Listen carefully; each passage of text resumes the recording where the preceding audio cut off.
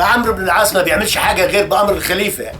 فبعت للخليفه عمر وقال له ايه؟ وجدنا مكتبه كثيره فيها من الكتب الكثير، فماذا نفعل بها؟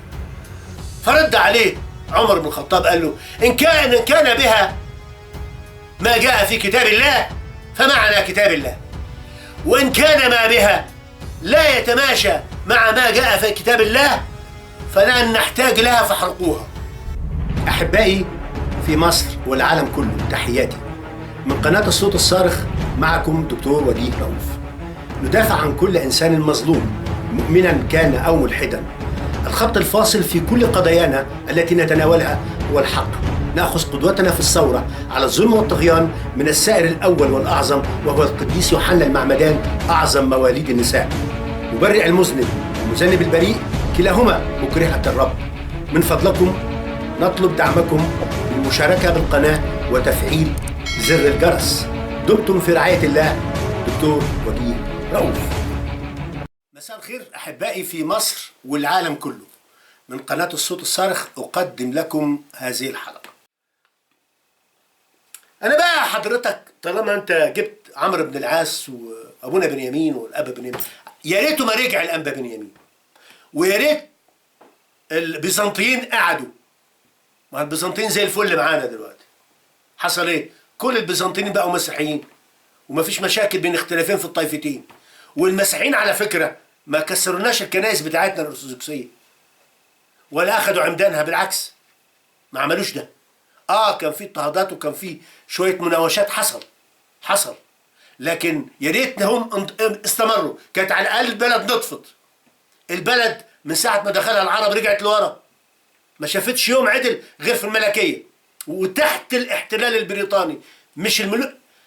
أعظم المباني اللي اتعملت وأعظم المشاريع اتعملت في عهد الاحتلال الفرنسي والاحتلال الإنجليزي. السكة الحديد عملوها الإنجليز.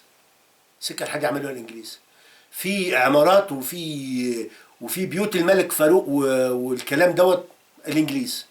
الفرنساويين فكوا لك حجر رشيد ودخلوا لك المطبعة اللي الأتراك ما رضوش يدخلوها عشان تعيش أنت بجهلك. اما عمرو بن العاص اللي انت بتقول عمل معانا الحاجات دي كلها، انا هوريك عمرو بن العاص ومن كتبك عمل ايه. عمرو بن العاص ده كان بيحكي يقول لك ايه؟ انني ممسك بالبقره من قرونها وانتم محلبينها. كان بيتكلم على مصر انها بقره بيحلبوها وياخدوا ثرواتها. فكان يقول للعرب اللي معاه انني ممسك البقره من قرونها وانتم محلبينها. غير كده حضرتك اللي بتقول ان هو عمرو بن العاص ادى ذهب عشان يبنوا الكنائس. كذبه كبيره. انتوا بتخترعوا الكذب وبتصدقوا. انا اقول لك عمرو بن العاص عمل ايه. ذكر المؤرخ عبد الرحمن ابن عبد الله ابن عبد الحكم في كتابه فتوح مصر واخبارها وقع حدثت مع احد اقباط الصعيد ويدعى بطرس. يبقى هنا مين اللي بيتكلم؟ المؤرخ عبد الرحمن ابن عبد الله ابن عبد الحكم بيتكلم. بيقول ايه؟ كان في واحد اسمه بطرس، وكان عمرو بن العاص يعني عنده معلومات من الناس ان الراجل ده غني، فقبض عليه وحطه في السجن وقال له طلع لي كنوزك، اديني الكنوز والاملاك اللي عندك. يعني حراميه بمعنى اصح كده. انت لما تدخل على واحد تقول له اديني كنوزك واديني املاكك، حراميه. عمرو بن العاص كده قال له اديني. فالراجل قال له ما عنديش حاجه، حطه في السجن. ابتدى يتلصص عمرو بن العاص على الراجل ده اسمه بطرس. قال بيكلم مين كتير، بيتراسل مع مين كتير. قال بيبعت رسائل لواحد راهب في الطوط. قال طيب، راح دخل على بطرس ده في السجن وقلع منه الخاتم بتاعه كان بيبقى فيه ختم زمان يختموا بيه. فراح كتب رسالة للراهب على اساس انها من بطرس للراهب، بيقول له ايه؟ اعطني ما لي عندك. فراح الراهب ادى جرة للناس، قال لهم ادوا له الجرة دي. مسكوا الجرة بيفتحوها لقوها من فوق مقفولة بالرصاص، من جوه رسالة مكتوب ما لك وكنوزك تحت البئر وتحت السقيفة. بئر تحت السقيفة.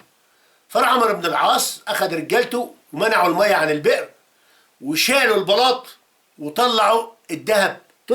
طلع كتير جدا من الذهب. 52 أرداب ذهب. 52 أرداب ذهب. عمل إيه بقى؟ أخذ عمر بن العاص 52 أرداب ذهب دول، أخذهم ليه وقطع راس بطرس. قطع ليه؟ عشان باقي المسيحيين يخافوا. والكلام ده برضو قاله أبو محمد عبد الله ابن مسلم قتيبة في كتاب المواعظ والاعتبار صفحة 14، وذكره أيضا الشيخ تقي الدين المقريزي. يبقى عمنا عمرو بن العاص اللي انت بتقول ايه ده ذهب عشان نبني، ودي كذبة كبيرة، لا ده كان بيستولى على أملاك وذهب المسيحيين، واستولى على أملاك بطرس وذهبه 52 أرداب بذهب وقتله. ده عمك عمرو بن العاص.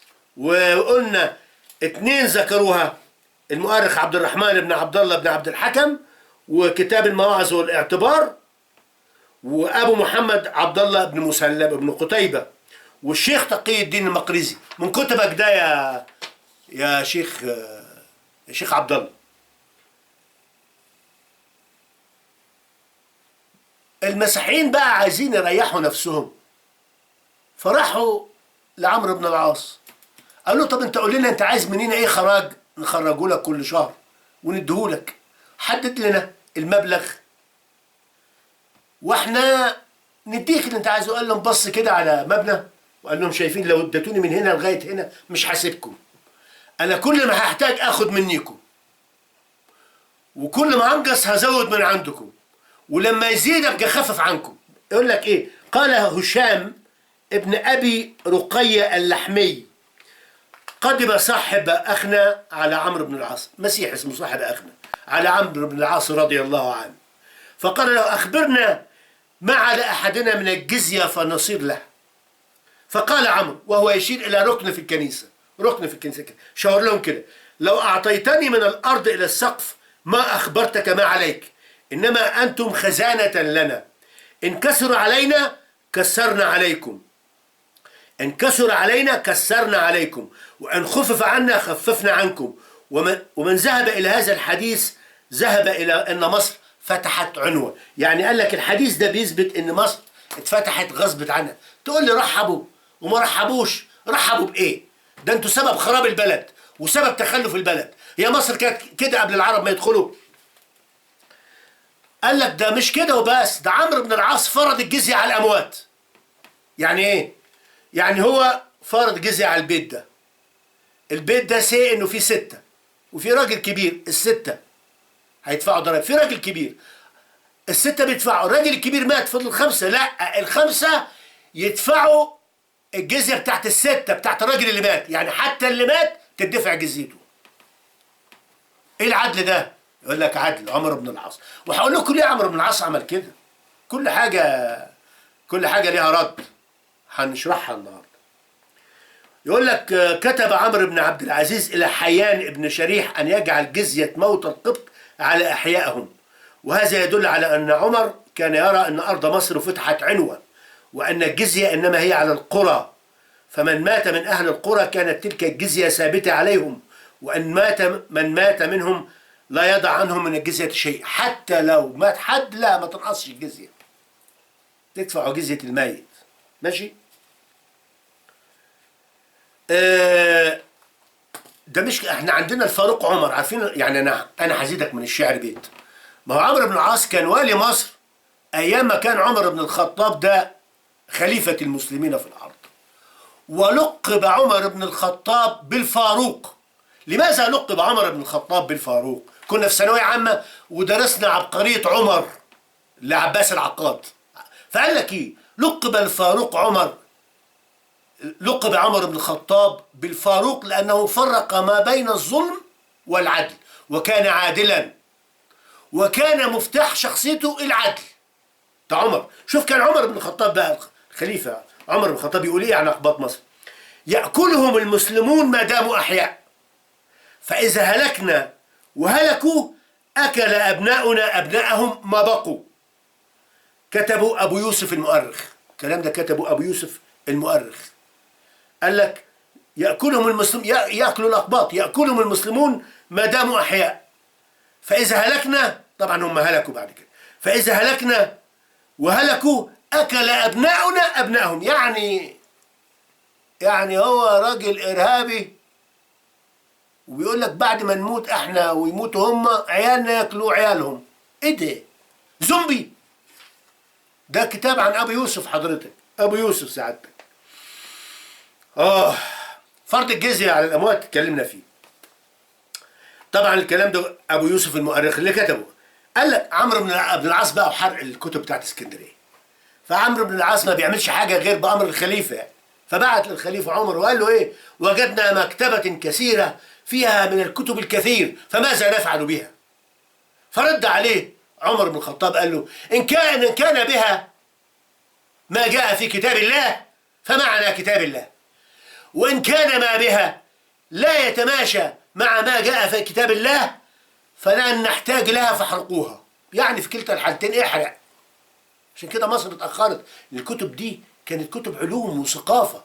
ويقول لك أخذوا الكتب دي وقعدوا يولعوا بيها حمامات اسكندرية. طبعا العرب كانوا جايين هي الجزيرة العربية محتاجين حمامات. هناك ما كانوش في حمامات حضرتك. كانوا بيعملوها في بره، والثلاث طوبات حضرتك، الثلاث طوبات بيستخدموهم يظبطوا بيها فمحتاجين بيقول لك الكتب دي قعدت يولعوا بيها الحمامات 6 شهور. والكلام ده مكتوب. قال لك ايه؟ كتاب المواعظ والاعتبار في ذكر الخطط والاثار المقريزي، وكمان في الغدير لابن نديم، في كتاب الغدير لابن نديم. قال لك اما الكتب ده رد عمر بن الخطاب. لما عمر بن العاص بعت لعمر بن الخطاب رد عليه قال له اما الكتب التي ذكرتها فان كان فيها ما يوافق كتاب الله ففي كتاب الله عنه غنى، وإن كان فيها ما يخالف كتاب الله فلا حاجة إليها فقم بإعدامها. فتقدم بإعدامها. فشارع عمرو بن العاص في تفريقها على حمامات الإسكندرية وحرقها في مواقدها، فذكروا أنها استنفذت في 6 شهور. 6 شهور وهم بيولعوا بيها حمامات اسكندرية. طبعا الكتب دي ما كانش فيها ما يوافق كتاب الله، لأن هي كتب كيمياء، وانت عارف ان العرب يعني ابعد ما يكون عن الطبيعه والكيمياء والهندسه. دي كانت كتب كيمياء وهندسه وتاريخ وطب، والعرب لا عندهم طب ولا عندهم غيره. يعني زي ما بقول لك كبيرهم الثلاث طوبات يعني. طيب مش كده، انتوا تيجوا لكاتب كبير زي اسامه انور عكاشه. واسامه انور عكاشه انا بعتبره مؤرخ مصري من المؤرخين الكبار، لا للحلميه وغير لا للحلميه والحاجات الجميله اللي عملها ديت. فوصف أسامة أنور عكاشة عمرو بن العاص بأحقر شخصية في الإسلام. أسامة أنور عكاشة الكاتب والمؤرخ وصف عمرو بن العاص بأنه أحقر شخصية في الإسلام. فمجموعة بقى من الصحفيين رفعت عليه قضية. قال لك قرر مجموعة من المحامين المصريين التقدم بشكوى قضائية ضد الكاتب المصري أسامة أنور عكاشة بعد إساءته للصحابي عمرو بن العاص حين وصفه بأحقر شخصية في الإسلام، بأنه أفاق، مما أثار غضب الأوساط الدينية في العالم العربي وفي مصر خاصة. ده حضرتك عن عمرو. لسه هرجع له تاني، لأن عمرو ليه قصة كبيرة وتهمك أنت يا عبد الله رشدي يعني.